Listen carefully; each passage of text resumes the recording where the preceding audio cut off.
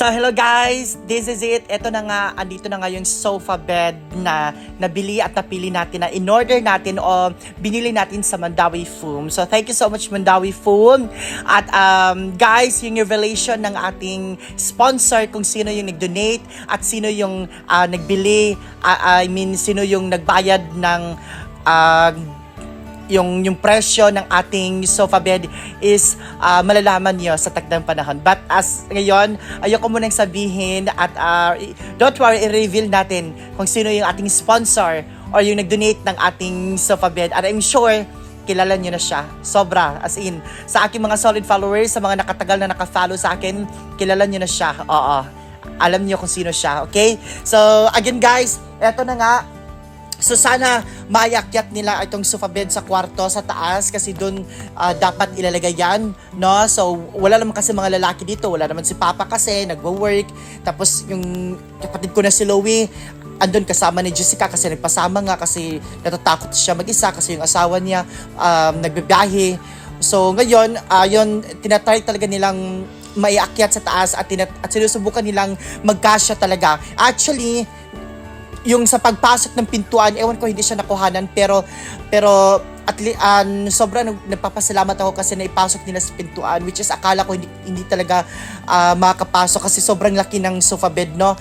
So ayun, I don't know kung ano nangyari sa ilalim ng sofa bed na may butas-butas siya pero hindi ko alam. So pero super ingat naman yung sila kuya. Sobrang ingat naman sila na hindi masira yung ating sofa bed. So sobrang careful nila sa sofa bed, guys. So nakita nyo parang nahihirapan sila. So ako din nakatingin lang ako pero parang nahihirapan din ako. So ang ginagawa nila diyan parang tinitingnan pa nila kung kakasya ba. So parang nagtatalo pa sila or ewan ko. So tinitingnan nila yung sa taas kung magkasya ba yung ating sofa bed papuntang itaas. So nagde-decide pa sila, guys. Parang iniisip pa nila nga kasya ba to?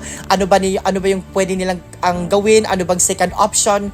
Or kung may option ba doon nila ipapasok. So I think nakapag-desisyon sila dito, guys. So ako doon naloka din ako, parang nagka-problema din ako na paano nila gawin to. Sana nasa labas ako, so ang nagvi-video si Claudine, yung nasa isip ko sana may akit nila yan sa taas kasi walang ibang makapag-aakit niyan, puro naman kami babae dito sa bahay. Ako babae ako. So walang mga lalaki. So anong nasa isip ko sana may akyat nila yan. So I think nakapag-decide sila hindi talaga nila maakyat papunta doon sa hagdanan. Hindi nila kayang ipasok yung sofa. Parang sobrang laki ng sofa sa gaano kalaki din yung hagdanan. So hindi talaga nila nakaya. So doon tayo sa second option. Ang second option po ay idaan sa terrace or sa balcony. So naghahanap kami ng tali. Kaloka, wala kahit tali, walang tali.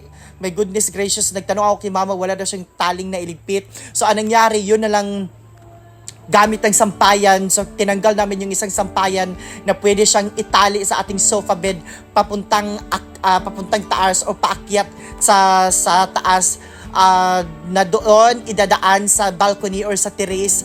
So buti na lang at merong tali na anong tawag dito na kayanin yung sofa bed na iakyat tapos idaan sa terrace. So ayun, nag-iisip pa sila kung anong pwede nilang gawin talaga. So doon na nga tayo sa second option kasi di talaga nila kayang iakyat sa taas sa hagdanan yung ating sofa bed kasi sobrang laki talaga, grabe. Sobrang laki. So ayun nga, nilabas na nga nila yung sofa kasi kahit anong gawin nila, hindi na nila talagang kayang iakyat sa taas yung sofa bed. Hindi nila kayang idaan sa hagdanan. Sobrang masikip. I mean, hindi naman masikip yung hagdanan. Siguro sa sobrang laki ng sofa bed, hindi talaga siya kasya sa ating hagdanan. Kaloka, diba? So, doon na tayo sa second option, which is yung sofa bed idadaan sa balcony or sa terrace dyan sa labas. So, itatali siya tapos hila-hilain nila. So, good luck Good luck, boys. My God, kung anong pwede namin itulong, tutulong naman kami dito. Andito naman kami ni Ma'am Shikarla. Kita nyo naman yung katawan ni Ma'am Shikarla, sobrang laki. So parang nagkuhan pa sila dyan, guys. Parang nagmi-meeting pa sila dyan kung anong pwede nilang gawin. So good luck, good luck, good luck. My God, so nakakahiya, pero ayun, mag-prepare tayo ng merienda para sa kanila kasi nakakahiya naman ng sobrang effort nila, walang merienda, at syempre bibigyan natin sila ng tip later kasi nakakahiya naman na sobrang effort nila, no? Hindi pa kanila naakyat yan, sobrang pawis na nila. Tsaka itong sofa bed na napili natin sobrang bigat, oo, kasi just imagine, sofa siya, tapos bed siya, so sa loob niyan, meron siyang parang folding bed. So binalik natin yung cover ng sofa kasi para syempre hindi siya magasgas, hindi masira, kasi itatali nga siya, so dapat meron siyang cover. At least yung cover man lang yung masira, wag talaga yung sofa. Kasi nako, pag malaman nyo yung presyo, grabe, maloloka kayo. At yung reveal po na kung sino po yung nag-sponsor sa inyo, yung nag-donate ng ating sofa bed, malalaman nyo soon. Wag muna ngayon, okay? So, good luck, good luck, good luck. Sa yan, itatali na nila yung sofa, tapos idadaan nila sa balcony. My God, nakikita ko to sa mga sa mga ibang bansa. Ito din kay Mama Mary, yung nag-order silang ng king size na bed, full bed ha, fully bed na king size sa kwarto nila. Syempre, hindi kaya sa idaan sa pintuan tapos iakyat. O ang ginawa nila ni Mama Mary ay dinaan nila sa terrace or sa balcony. Doon nila pinasok o inakyat papasok sa kwarto yung kanilang in-order na fully bed na king size. So nakikita ko actually, sabi nga ni Ate Kim, ito mga ganito sa mga ibang bansa dinadaan din talaga sa terrace or sa balcony.